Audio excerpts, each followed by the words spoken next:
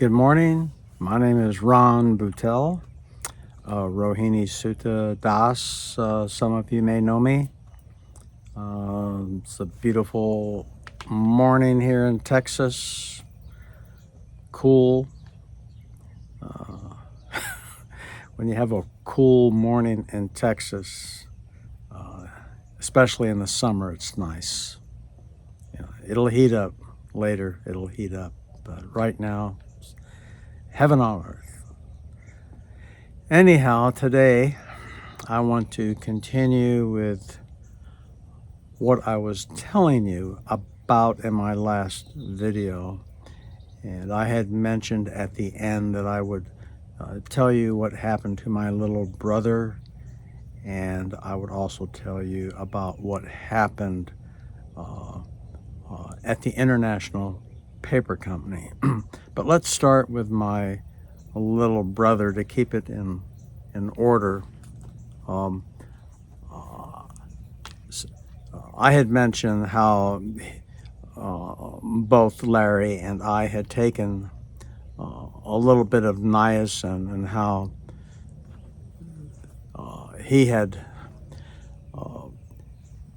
undergone a severe flushing where we could actually see his skeleton on his chest and on his back. We're not exactly sure.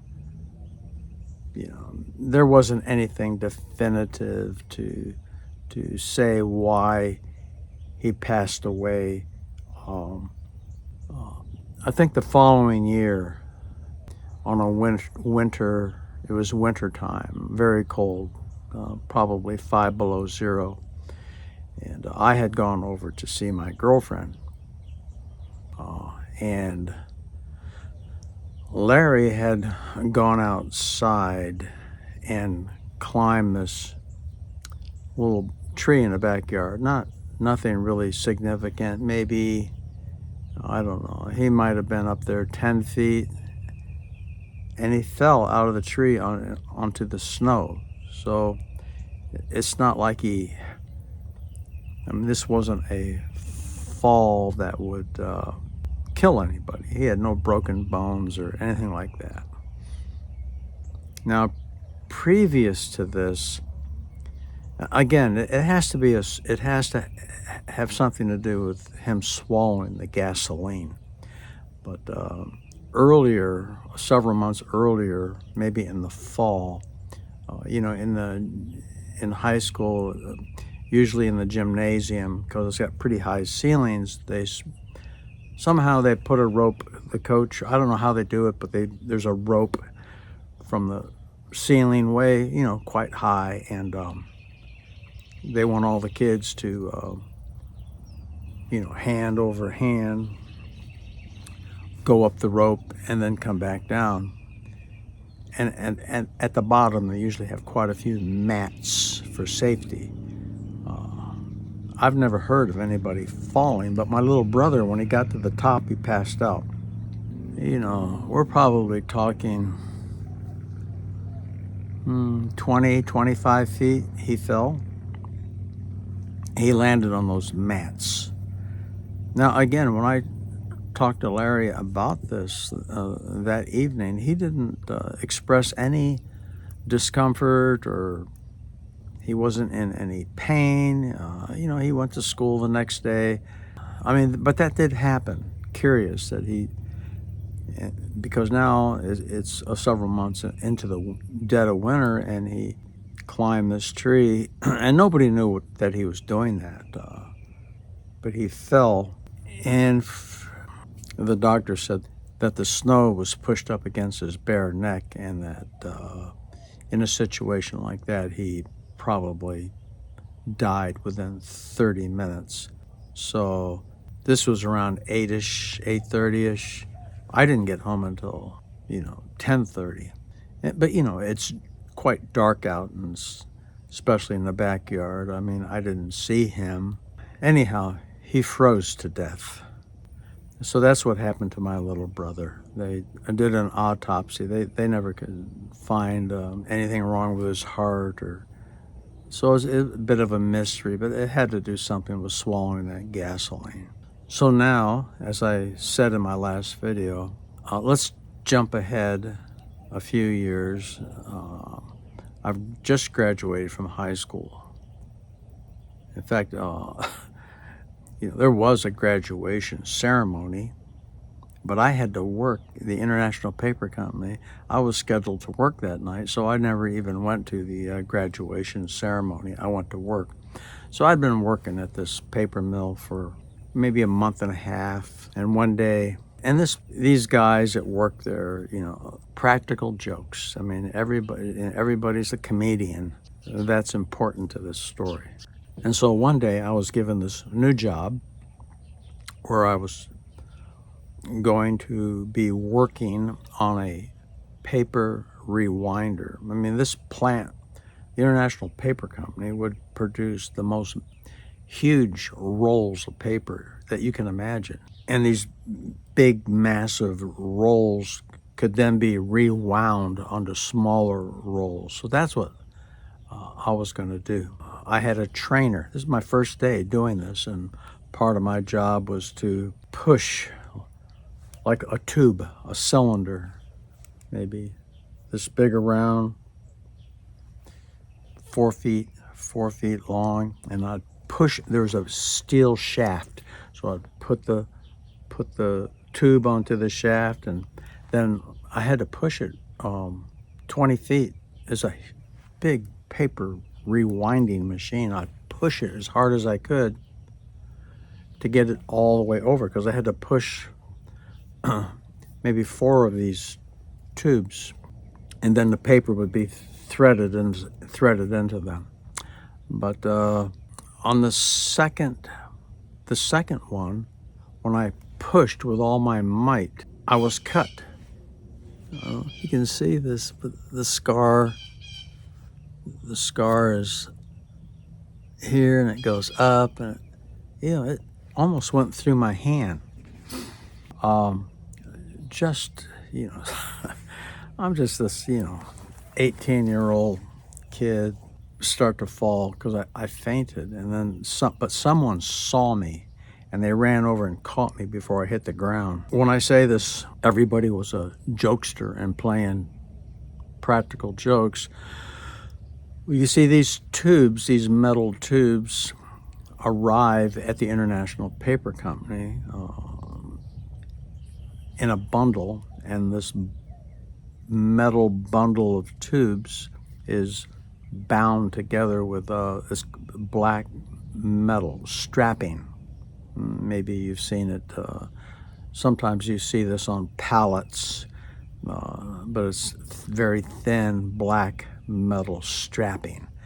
And so what someone did to a practical joke was like when they cut the workers somewhere upstairs, I guess, cut the straps, loosen the bundle. They send the bundles down to the floor, and so they've got a piece of black strapping, and they wad it up like an accordion, and they're supposed to throw it in the trash. But someone thought it would be real cute to just take the metal and shove it into the tube. And that's the one that I got. You couldn't see it. It was inside the tube. And so when I pushed the steel shaft, pushed that banding iron out into my hand, that I got cut really, really bad. And my girlfriend, her father was the town doctor, and he's the one that sewed me up about 60 stitches, half of them inside my hand, half of them outside my hand. I mean, back in those days, I wasn't even given an aspirin, just stitched up. And of course, when you're all numb, no big deal. But later, a couple hours later, when all that Novocaine or whatever they used dissipated, oh my God, you talk about pain and throbbing. And so, and I had this, my hand was complete. You couldn't even see my hand. You couldn't even see my fingers. It was just a big white ball of medical cotton or wrapping, and I had to put my hand up in the air because when I lowered my hand, the throbbing went off the charts. It was just excruciating. And right about that time, again, out of the blue, Ava and Charles come back from England. And of course, right away, this is before the days of cell phones. I mean, you didn't keep in touch with people every minute, like, oh, this is what happened. None of that existed. They had no idea that I had been cut, just like they had no idea that Larry had swallowed this gasoline. But anyhow, Charles said, hey, I can help you. He told me that he had learned a technique from L. Ron Hubbard. So, of course, I agree. I mean, okay, so there was stairs at my grandparents' house. So we went up to the very top stair. That's where we sat. So he asked me he wanted me to hand him my hand, which I, gently lowered because of the throbbing, and he took it. And then he said, I want you to pretend like you're Superman and you've got X-ray vision, something like that. I don't think he said Superman, but that was the idea. And he wanted me to show him right where it hurt the most. Oh no, I didn't want to do that. I didn't even want to look at this. But I did it. And as soon as I put my attention and showed him where it hurt the most, immediately my arm became warm and little beads of sweat appeared on my forearm. And for the next 10 minutes, that's what I did. He would say, show me where it hurts the most. And thank you. Show me where it hurts the most. Thank you. Show me where it hurts the most. Thank you. Show me where it hurts the most. Thank you. Over and over again. Of course, there's not my hand. It's a big ball of bandage, but you get the idea. And then after that, he said, okay, now there's a second part. So he'd say, hand me the hand that's cut. I'd give him, and he'd touch it and say, thank you. And he'd say, give me your good hand. I'd give him my good hand. Thank you. Give me your injured hand. Thank you. Give me your good hand. Thank you. Give me your cut hand. Thank you. Give me your good hand. Thank you. For about 10 minutes. And after that, we switched to tell me where it hurts the most. And then we switched, give me your good hand, give me your bad hand. Then we switched, tell me where it hurts the most. And then, I don't think it was maybe 40 minutes. We were done, and I'll tell you what, I was like 95%. The pain was gone. I could put my hand in any position. I mean, it was over in 45 minutes, and it never did hurt again. And I healed quite quickly. So, I mean, my goodness, this is the second time. I mean, the first time, with my little brother, seeing about the niacin and seeing his skeleton. Well, and now, talk about this isn't theory. I mean, this was something, miraculous. Charles was a doctor of Scientology, but he wasn't a doctor. And yet, he did more for me than anyone else. 40 minutes? I mean, that's unheard of. So This is this undertow in my life, this undertow that is pulling me out to sea, pulling me toward God. I had these coincidences pulling me toward God, this undertow of coincidences all my life. My sister and Charles, who later I went out to California and became his student. I was there until 1969 when I went into the Air Force. But there was three or four good years where I had Charles's company.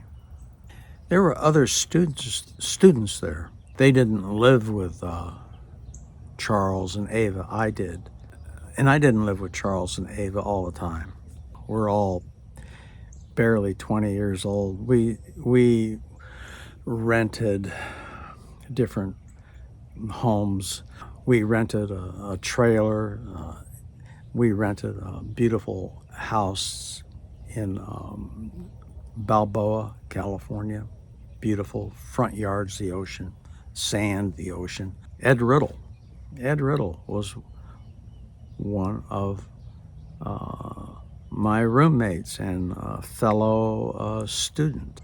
So this was back in the 60s. But you just got to jump a few years ahead. I mean, I'd already gone in the Air Force, and Steve Jobs hired Ed Riddle to be part of the team of developers that came up with the first Apple computer. So Ed Riddle, actually, I mean, you can find this. He's in the history books. Ed Riddle. Yeah, I mean, there's these three guys, Ed, and there was Drew Renner, and Ken Fry. I mean, these guys, So Ken, he reads this ad, University of California at Irvine, the Irvine, California campus is just being built. I mean, little tiny trees were in the ground, and sidewalks were still muddy, and things were under construction. But he read the article, an ad saying, $5 an hour, looking for young men, women to come and take a test. So Ken Fry goes and he takes his test, and he comes back, and he's got this money, and so nobody has any money back then. So Drew Renner and Ed Riddle, oh, we can do that too. So they go and they take this test. So about a month later, Professor Hart, now he was the chairman of the psychological department or psychology department. He calls the Institute of Ability. That was the name of Charles's, the school that we went to. Later, that part of it became the Toby Clark Seminary, where I went to school. So he calls the Institute of Ability, and he's like really confused. He's on the phone. He's saying, we've got these three guys here. I'm looking at their test scores, and these are IQ tests is what it was, IQ tests. And he's saying, I got these three guys. They just scored the three highest marks in the entire, of all the tests that we gave. Number 1, 2, and 3, they all put down the same address. They all put down the same phone number, and they're not even students here. Like, what the heck is going on? So this was interesting. My good friends, we got along great. So this video here, I wanted to cover, what happened to my brother and what happened to me, what happened when Charles and Ava came back at the perfect moment. And I've told you a little bit about, I left New York, attended, actually I'm a founding member of the Institute of Ability. Some of us, I think it was like, if we gave $250 to become a founding member, I had a little bit of money. So I did that, and I went to the Clark Seminary. I did that, and this is where Ava and Charles developed the Enlightenment Intensive. In fact, I attended the very first one out in the desert, in the high desert in California. Again, this is in this is in the mid '60s, and basically this was a technique that and it had a lot of Scientology overtones, but by this time Charles had left Scientology, because Scientology came out with this statement that using one of their techniques, a person had become an operating thetan, or an OT. An operating thetan is a person who is in control of mass, energy, space, and time. I mean, they're like a god, a demigod. This was their claim. And Scientology was charging a lot of money for a person to participate in these techniques. And so, yet remember, Charles was the number 2 Scientologist in the world. You didn't pull wool over his eyes. But so he goes to the Los Angeles Scientology Center. And by the way, if you were to look at the original documents and who signed, who founded the Los Angeles Scientology Center, you'd see Charles Berner's name on the original documents. But anyhow, he goes and he meets this OT, operating thetan, demigod. And he's glad to meet you. I hear you're an OT. Oh yes, I'm an OT. So Charles, he's got something hidden in his hand, a paper clip, a metal paper clip. He goes, oh well, seeing how that you can, you're an OT. Would you please levitate the paper clip for me? I mean, this is kids' play for an OT, child's play. Well, of course, that smashed the whole. So Charles left Scientology, but Ava and Charles developed this Enlightenment Intensive, and they're actually still going on today, many, many years later. I mean, how far back? 1967 is when they started.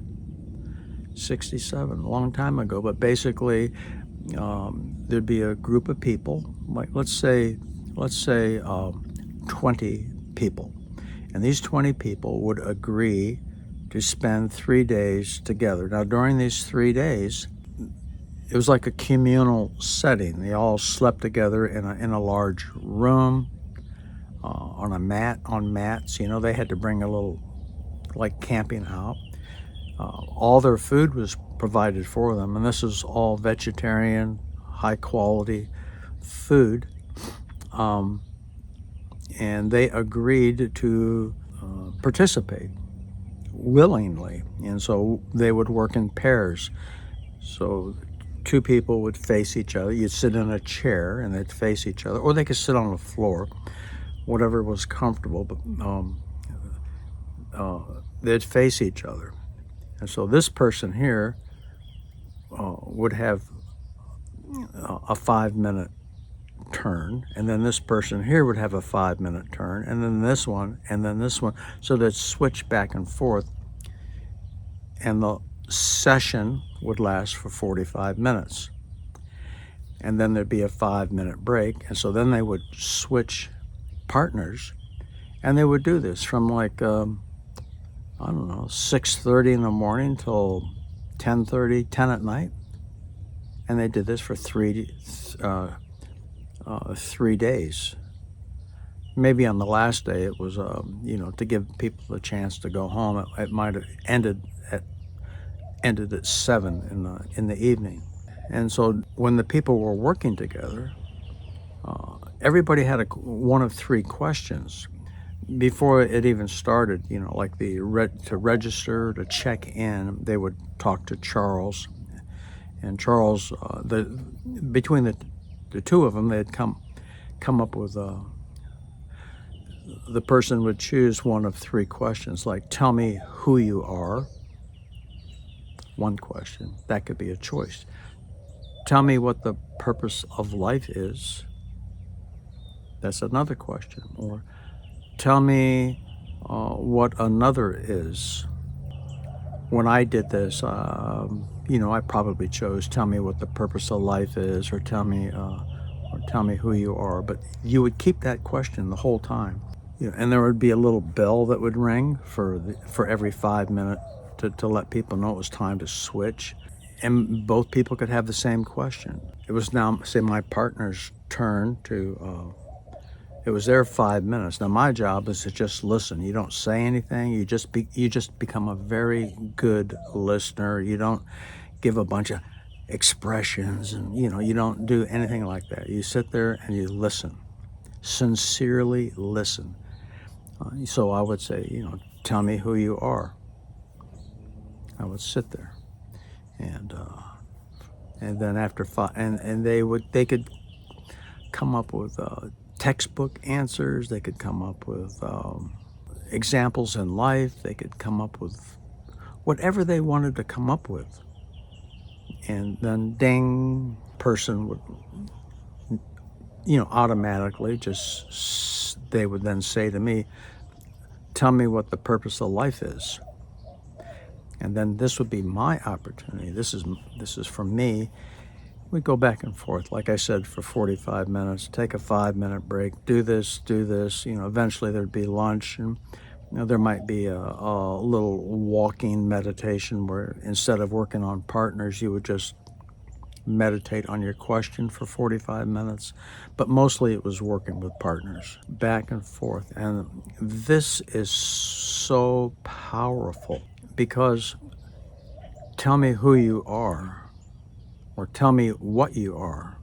When somebody asks you this question, and you're thinking about this, and you express it, and it's understood, it's communicated to another person, another soul, and that person receives it, it greatly accelerates self-realization. Charles would say if you express something and it's not quite right, but if it's understood by the other person, it poof goes away.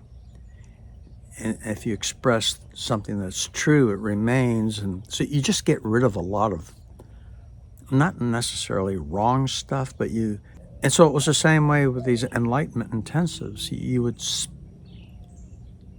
would look at the question, tell me what you are, tell me who you are.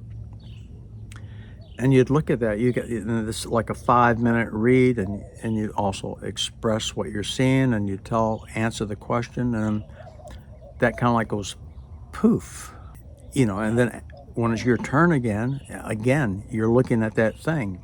It's corrected now. Tell me who you are.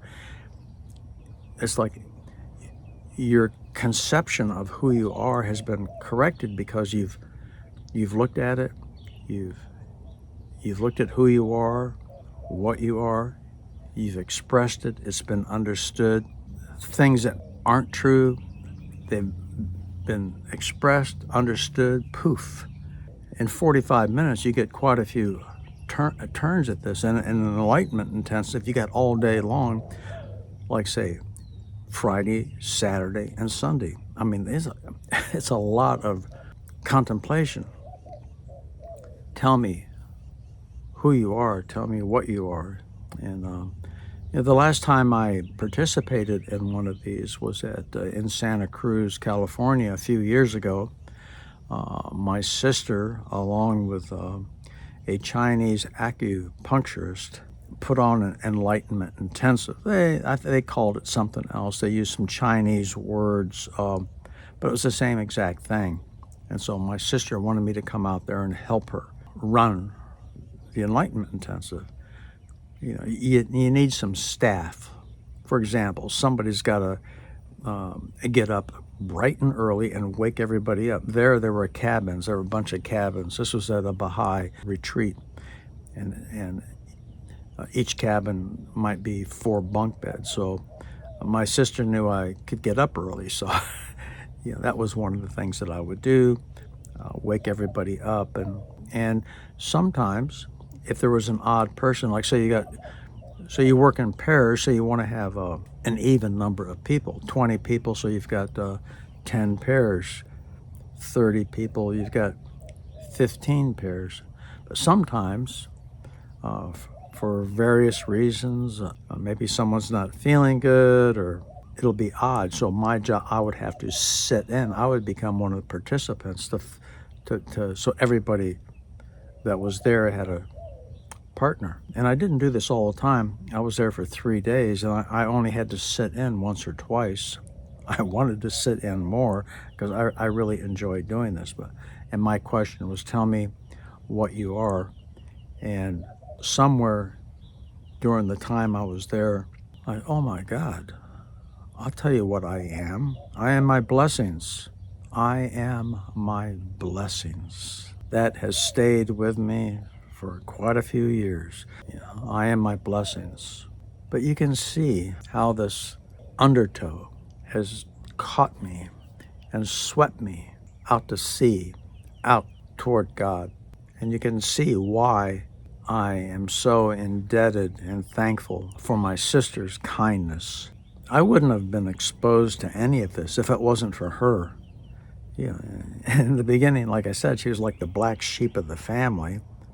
But I kept being pulled, seeing the skeleton of my brother's body, keep being pulled, having Charles almost miraculously healing my hand, being pulled out to California.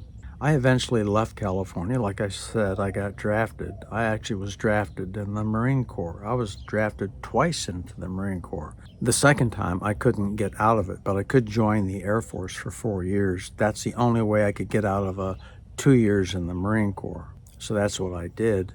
Let me put it this way. When I left California, there's only one thing I took with me. Yeah, I took some memories, but there was only one thing that I took with me that was in my heart. There's one other thing. I took with me 2 things. 2 things with me. Yeah, a lot of incredible memories and experiences I had. But let me just quickly say that my sister worked with me individually. And a lot of it was like pulling teeth because, you know, she would sit with me for 1 hour and just ask me over and over again, tell me what help is. I would tell her. Now, there was no 5-minute time on it. Wasn't her and I like a team, her turn, my turn. No, this was more professional, I guess. It was all me. So but for an hour, maybe it was for 45 minutes. I think it was an hour. But she'd say, "Tell me what help is." Okay, tell me what help isn't. I'd tell her, "Thank you." Tell me what help is. So I'd tell her, "Thank you." Tell me what help isn't. All right.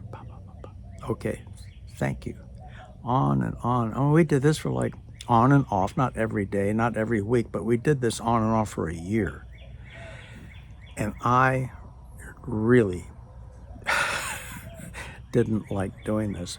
But they had sent me up to Oakland, California they were starting a school up there. So, they sent me up there to run this school. And one time, Ava came up there to see how things were going. And so we were in the evening. Quite a few students were there, and everybody was paired off, and everything was going good. And so Ava said to me, "Well, let's you and I we got some time here. Let's go back. We're still working on what is help. Whew. I didn't want to hear that at all. How am I going to get out of this? But I was trapped. I had to set a good example. So here we go. Once again, tell me what help is. Thank you. Tell me what help isn't. Thank you. After about 20 minutes, I understood what help was, and I told her, and I went into ecstasy. Sitting in that chair in Oakland, California, it was like a form of enlightenment. What is help? Help is me relating to you in such a fashion that your dreams come true. That's what help is. My grandmother, it had snowed, a foot of snow up on the roof of her house. My grandfather had passed away, so my grandmother is worried about the weight of the snow on the roof. So, in a way, she had a dream. The snow off the roof. That's what I mean by a dream. She wanted, this was something she wanted or desired. But I have to, to me, the way I just use I called it a dream. So I went up on the roof and removed all the snow. So I related to my grandmother in such a fashion that her dream came true. You see how it works? That is something that I took with me. It's been in my heart this entire time. I'm telling you, it's been such a blessing and valuable. I know what help is. I know what help is. So what is it I'm supposed to tell you the next time? The mind, you get to be 79 years old, you can't remember anything. But I do want to tell you in my next video about something else. When I was being dragged out, the current, the undertow, taking me toward God, pulling me out to sea, along the way, I saw a lot of different things. And I experienced a lot of different things. It was rather mystical to be pulled with this spiritual, mystical undertow. So I want to tell you, when I was 19 years old, mention that in my next video. Sorry this is so long. Going to be like 45 minutes. I'm going to have to edit a little bit here. So you might see some jerkiness. Cars went by, so I got to edit that out. And, I'm sitting here coughing. I got to edit that out, but not too much. But I want the video to play nicely for you. I greatly appreciate you listening. I know I'm long-winded. I hope this is interesting. I'm the founder of Krishna Disaster Relief. I'm trying to let you know a little about myself, how I came to be closer to God, and the result of that. Krishna Disaster Relief is the result, pulling me out to sea toward God and understanding the importance of being kind to people, generous and kind, something for me to do in my old age. So again, thank you for listening. Thank you.